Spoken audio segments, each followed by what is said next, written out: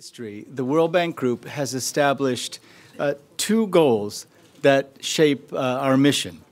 The first is to end extreme poverty by 2030, and the second is to boost shared prosperity.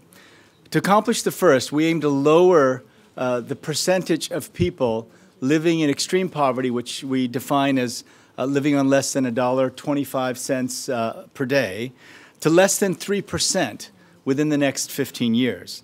To accomplish the second goal, we need to ensure that gains from economic growth accrue to the bottom 40% of income earners in developing countries at a level that's higher when compared with the overall national growth rate.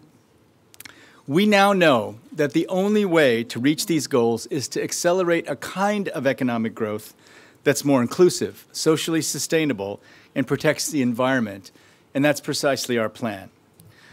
These targets are truly ambitious, but how humbling truly it is to know that we're the first generation in human history that can actually end the scourge of extreme poverty in a generation.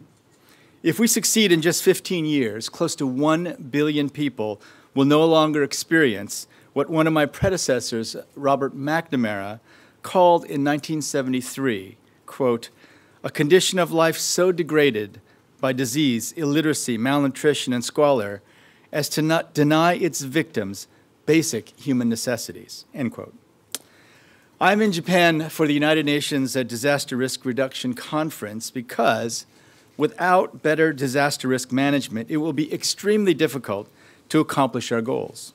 The government of Japan has shown exceptional leadership in improving disaster risk management around the world by supporting critical work in expanding expert knowledge and by sharing its own expertise with the world.